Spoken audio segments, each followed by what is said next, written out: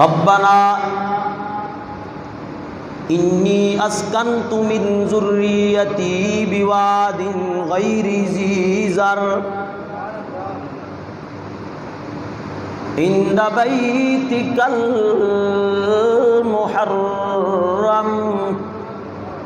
سبحان اللہ. قرآن تیرے انداز پر قربان جائیں. اللہ کی محبت میں ابراہیم خلیل اللہ کا وہ گہرا تعلق ہے. پروردگار بس تیرا حکم آ گیا، کیا بیوی اور کیا اولاد سب کچھ تیرے حکم پر قربان ہے. انی اسکنت من ذریتی بواد غیر ذی زرع عند بیتک المحرم. اے میرے پروردگار، بے شک میں نے ٹھہرا دیا ہے اپنی اولاد کو اس جگہ پر غیر ذی زرع، جہاں کوئی کھیتی کی زمین نہیں ہے، پینے کے لیے پانی موجود کوئی نہیں ہے، سائے کے لیے کوئی سائبان موجود نہیں ہے،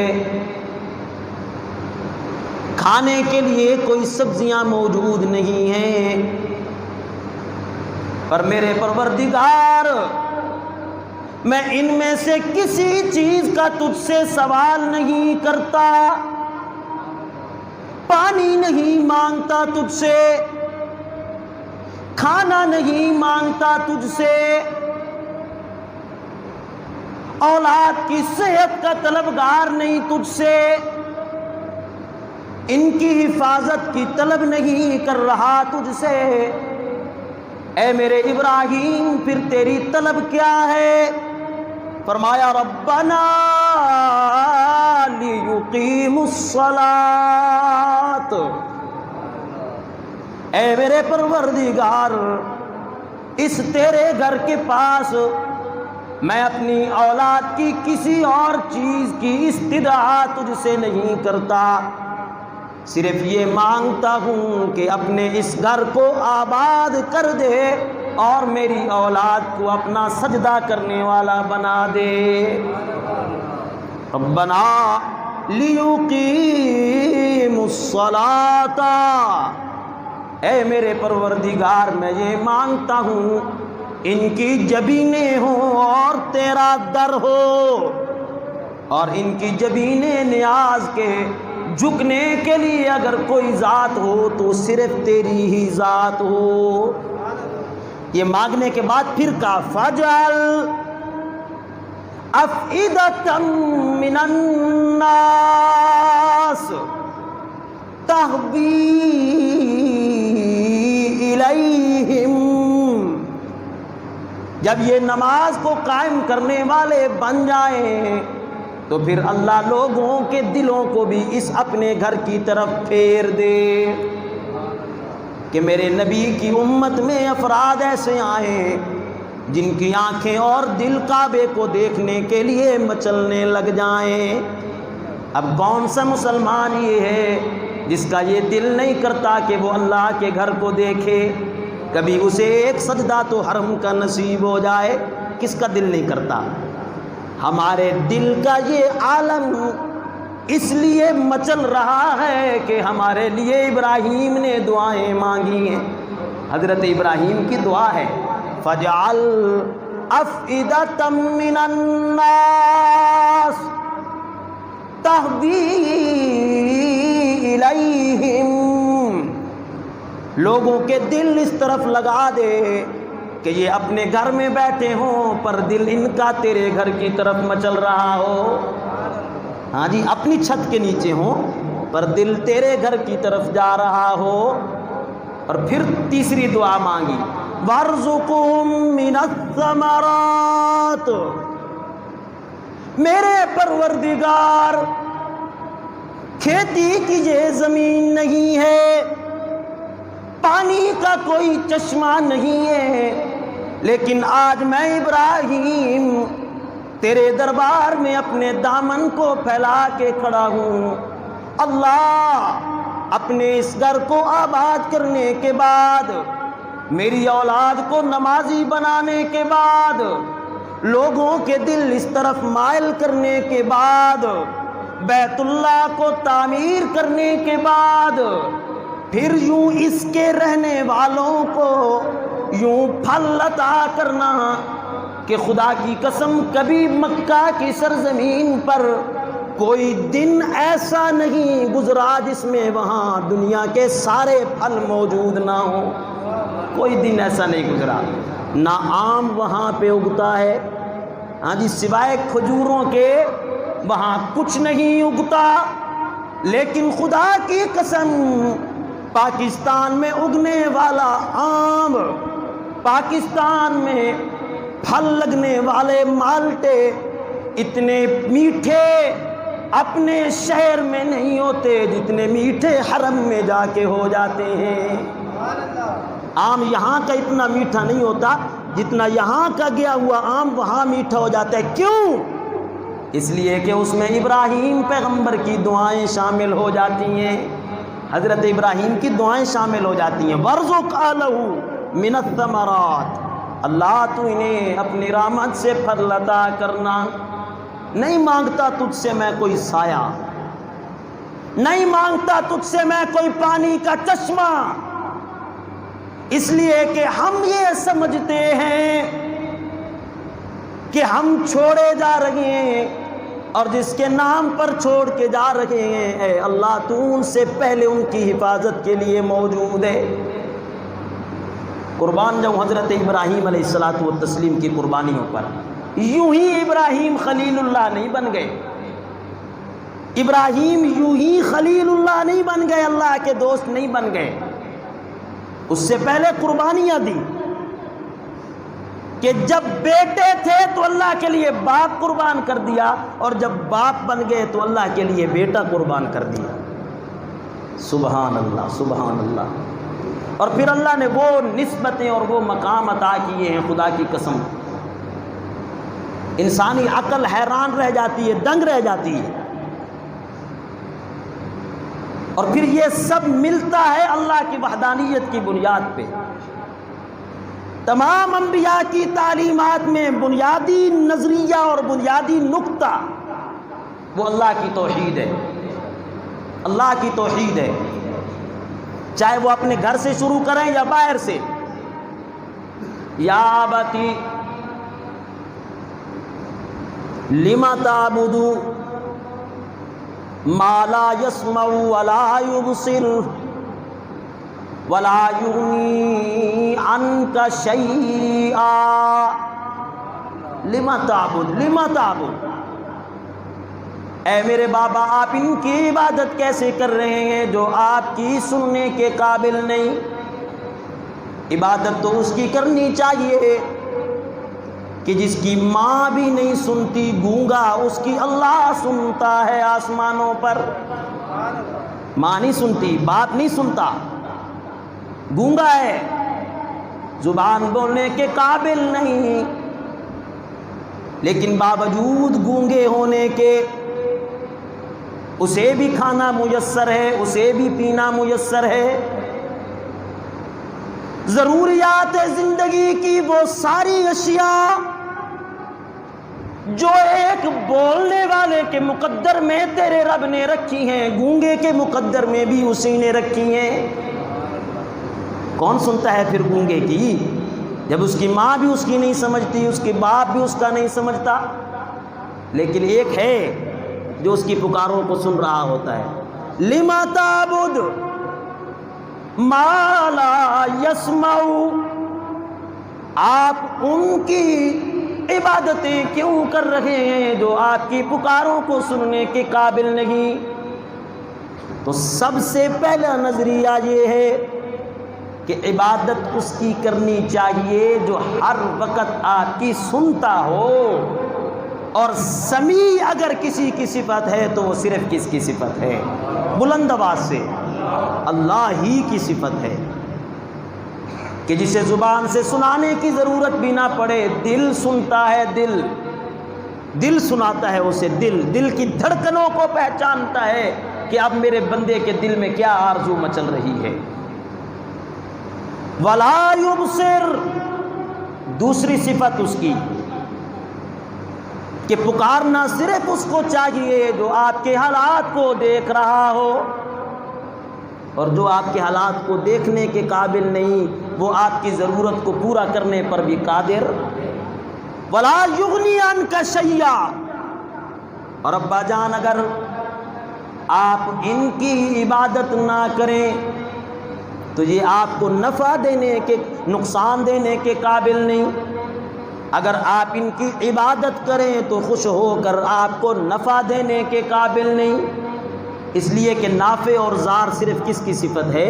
اللہ کی صفت ہے۔ انی قد جاءنی من العلم ما لم یأتک فاتبعنی اہدک صراطا سویا۔ اے میرے ابا جان، ہیں تو آپ میرے باپ، لیکن اللہ کے وحی کے علم نے مجھے اس مقام پر پہنچا دیا جہاں نوری بھی رشک کرتے نظر آتے ہیں، جہاں نوری بھی رشک کرتے ہیں۔ یہ ساری بات کرنے کے بعد اب باپ چونکہ آزر بت فروش بھی ہے، بت بناتا بھی ہے، بت بیچتا بھی ہے، وہی ایک نظر و فکر جو ایک ضدی سردار کے ذہن میں ہوتی ہے وہی اس کی نظر و فکر ہے۔ اس کے بقول لَأَرْجُمَنَّكَ، ابراہیم اگر تو ہمارے الہوں کی طرف نہیں آتا تو پھر پتھروں کا انتظار کر۔ لَإِن لَّمْ تَنْتَهِ لَأَرْجُمَنَّكَ، اگر تو نہ رکا، باز نہ آیا اللہ کی توحید کے ڈنکے بجانے سے تو پھر یاد رکھ لے پتھروں کا انتظار کر۔ اب وہاں باپ کے لیے، بیٹے کے لیے باپ کو چھوڑنا کتنا مشکل ہے کہ جب پوری قوم دشمن کھڑی ہوئی ہے، پوری قوم دشمن کھڑی ہوئی ہے۔ ما هذه التماثیل، یہ کیا نظر و فکر تم لیے پھرتے ہو ان مورتیوں کے بارے میں جنہیں تم اپنے ہاتھوں سے بناتے ہو، اور اگر پسند نہ آئے تو پھر انہی کو توڑ کر دوبارہ بناتے ہو، اور پھر وہ پیشانی جسے اللہ نے اپنے سجدے کے لیے بنایا ان کے سامنے جا جھکاتے ہو۔ ما هذه التماثیل، یہ کیا ہے؟ کیا ہیں جن کے تم مجاور بنے بیٹھے ہو؟ پوری قوم دشمن ہے ابراہیم خلیل اللہ کی۔ اور پھر جب بت خانے میں گھسے ایک فجعلہم جزازا الا کبیرا لہم، ہر ایک کو ٹکڑے کر دیا، باپ کو بھی چھوڑ دیا، قوم کو بھی چھوڑ دیا، سارے معبودوں کو ٹکڑے کرنے کے بعد ان کے بڑے بت پر اپنی کلہاڑی کو رکھ دیا، اور پھر انتظار کیا اللہ کی وحدانیت کے ڈنکے بجانے کا۔ قرآن مقدس نے وہ نظر و فکر ابراہیم خلیل اللہ کی ذکر کی ہے کہ انسانی عقل دنگ رہ جاتی ہے۔ اذ قال لأبیہ وقومہ ما هذه التماثیل التي انتم لها عاکفون، یہ کیا ہیں مورتیاں جن کے سامنے تم اپنے سر جھکا رہے ہو؟ ایک جواب قوم کا، وجدنا آباءنا لها عابدین، ہم نے اپنے آباء و اجداد کو انہی کی عبادت کرتے ہوئے پایا، ہم بھی انہی کی عبادت کریں گے۔ کوئی ڈھگا چھپا انداز اختیار نہیں کیا حضرت ابراہیم نے کہ نہیں تمہارے آباء و اجداد نے یہ غلطی کر دی، تم یہ نہ، انتم وآباؤکم فی ضلال مبین، تم بھی کھلی گمراہی میں، تمہارے باپ دادا بھی کھلی گمراہی میں۔ ہاں جی، معتدل راہیں اپنانے والے ذرا ابراہیم خلیل اللہ کی اس دعوت پر غور کریں، اس نظر و فکر کو ذرا اپنے ذہن میں بٹھائیں جو ابراہیم خلیل اللہ نے پیش کی۔ تم بھی اور تمہارے باپ دادا بھی اپنے ہاتھوں سے بنائے ہوئے ان معبودوں کی عبادت کرنے میں وہ بھی گمراہ ہیں اور تم بھی کھلے گمراہ ہو۔ اب جی ڈھیر لگا ہوا ہے جی قوم کا، آؤ جی اپنے معبودوں کی مدد کیجئے۔ حرقوہ، وَانْصُرُوا آلِهَتَكُمْ إِن كُنتُمْ فَاعِلِينَ، آؤ بھائی آگ جلاؤ، جیسے اس نے تمہارے معبودوں کو ٹکڑے کیا ہے ہم اس کے بھی ٹکڑے ٹکڑے کر دیں گے اور آگ میں جلائیں گے۔ فطرت ان کی اس بات پہ مسکرا رہی ہوگی۔ اللہ فرمائیں گے تم ہاتھ تو لگاؤ میرے ابراہیم کو، ہاتھ تو لگا کے دکھاؤ میرے ابراہیم کو، تم چیخا تو جلا سکتے ہو، اس میں لکڑیاں ڈال سکتے ہو، جھولے میں ڈال کے ابراہیم کو آگ میں پھینک تو سکتے ہو، پر جلا نہیں سکتے، اس لیے کہ آگ میرے حکم سے جلاتی ہے۔ تم یہ سمجھتے ہو کہ آگ جلائے گی، لیکن خدا کی قسم آگ کو میں اتنا ٹھنڈا کر دوں گا کہ ماں کی گود میں ابراہیم کو وہ مزے نہیں آئیں گے جو ابراہیم کو آگ میں آ کے مزے آئیں گے۔ ماں کی گود میں اسے وہ ٹھنڈک نہ پہنچی ہوگی جو میں آگ کی آغوش میں ابراہیم کے لیے ٹھنڈک پیدا کر دوں گا۔ تم کیسے کہتے ہو کہ ابراہیم کو ہم جلائیں گے؟ آؤ آؤ پھر جلاؤ۔ اگر تاریخ کی اس روایت پر اعتبار کیا جائے جس روایت میں آتے 1800 فٹ تک آگ کی چیخا کو بلند کیا گیا، 1800 فٹ تک، 18,000 فٹ تک، 18,000 فٹ تک اس چیخا کو بلند کیا گیا جس چیخا میں ابراہیم خلیل اللہ کو ڈالا گیا اور پھینکا گیا۔ ہزاروں افراد ایسے تھے جنہوں نے اس جھولے کو پکڑا جس جھولے میں ابراہیم خلیل اللہ کو ڈال کے پھینکا گیا۔ خدا کی قسم انسانی عقل حیران رہ جاتی ہے۔ جب ابراہیم خلیل اللہ علیہ الصلاۃ والتسلیم اس آگ میں جا رہے تھے، روایت میں آتا ہے جاتے ہوئے بھی ابراہیم مسکرا رہے تھے، نکلتے ہوئے بھی ابراہیم مسکرا رہے تھے، نکلتے ہوئے بھی مسکرا رہے تھے۔ ابراہیم علیہ السلام کی انہی وفاؤں کا نام اللہ نے حج اور قربانی رکھا ہے، انہی وفاؤں کا نام، ورنہ خون کا بہانا اور اتنے جانوروں کا بہا دینا، پتھریلی زمینوں پر دوڑتے پھرنا کہاں کی عبادت ہے؟ کہاں کی عبادت ہے؟ لیکن یہ عبادت اس لیے ہے کہ اس میں ابراہیم کی ادائیں ہیں، اس میں حضرت ابراہیم علیہ السلام کی وفائیں ہیں، انہی وفاؤں کا نام، انہی اداؤں کا نام اللہ نے عبادت رکھ دیا ہے۔ اور اب بھی خدا کی قسم اب بھی اگر کوئی اللہ کے نام کے ساتھ وفا کرنا چاہے تو اسے اللہ کی ذات سے بڑا وفا والا کوئی بندہ نہ ملے گا، کوئی ہستی نہ ملے گی۔ وفا کر کے دیکھیے اللہ کی ذات کے ساتھ کہ اللہ کی ذات سے بڑھ کر با وفا کوئی نہ میسر آئے گا۔ دل میں کچھ نہ کچھ تو غم ہوتا ہی ہے بیٹے باپ کے کہ جب اس کا بیٹا سن رشد کو اس کے پاس پہنچے اور بڑی منتوں سے وہ مانگا گیا ہو اور پھر اسے قربان کرنے کا ٹائم آ جائے۔ یہ جو روایات میں آتا ہے حضرت ابراہیم علیہ السلام نے اپنی آنکھوں پر پٹی باندھی، حضرت اسماعیل علیہ السلام کی آنکھوں پر بالکل جھوٹ ہے، یہ کوئی پٹی ابراہیم خلیل اللہ نے اپنی آنکھوں پر نہیں باندھی اور کوئی پٹی ابراہیم خلیل اللہ نے اسماعیل کی آنکھوں پر نہیں باندھی۔ کھلی آنکھوں سے ابراہیم قربان کرنے کو تیار تھے، کھلی آنکھوں سے اسماعیل قربان ہونے کو تیار تھے۔ ہاں، نہ کوئی پٹی باندھی، کوئی پٹی نہیں باندھی کہ حضرت ابراہیم خلیل اللہ کے دل نہ، خدا کی قسم روایت میں آتا ہے کہ ابراہیم کے دل میں جب آپ چھری چلا رہے تھے، ابراہیم کے دل میں اسماعیل کی محبت کا ایک جز موجود نہیں تھا، پورے دل میں سوائے اللہ کی محبت کے اور کچھ نہ تھا، اللہ کی محبت کے سوا کچھ نہیں تھا۔ اور ذبح ہوتے ہوئے اسماعیل کے دل میں بھی اپنے باپ ابراہیم کی محبت کا ایک جز نہیں تھا، وہ دل بھی اللہ کی محبت سے بھرا ہوا تھا۔ کہاں ہوتا ہے ایسا کہ باپ اللہ کے حکم کو پورا کرنے کے لیے بیٹے کو قربان کرنے پر تیار ہے اور بیٹا اللہ کے حکم کو پورا کرنے کے لیے گلا کٹوانے پر تیار ہے، گلا کٹوانے پر تیار ہے۔ یہ تو پھر اس کی مہربانی ہے، یہ تو پھر اس کا کرم ہے، یہ تو اس کی مہربانی ہے کہ وہ دمبا آسمانوں سے زمین پر بھیجتا ہے اور پھر اس دمبے کے اوپر چھری چلتی ہے ابراہیم کی اور امت محمدیہ کو یہ پیغامات موصول ہوتے ہیں، جاؤ تم نے کہاں اپنے بیٹوں کے گلوں پر چھری چلانی تھی، وہی دمبا، وہی اونٹ، وہی بکرا، وہی چھترا، وہی گائیں تم ذبح کر دو، پھر ہمارے کام دیکھو، ہم بیٹوں کی ثواب، قربانی کا ثواب تمہیں عطا کریں گے۔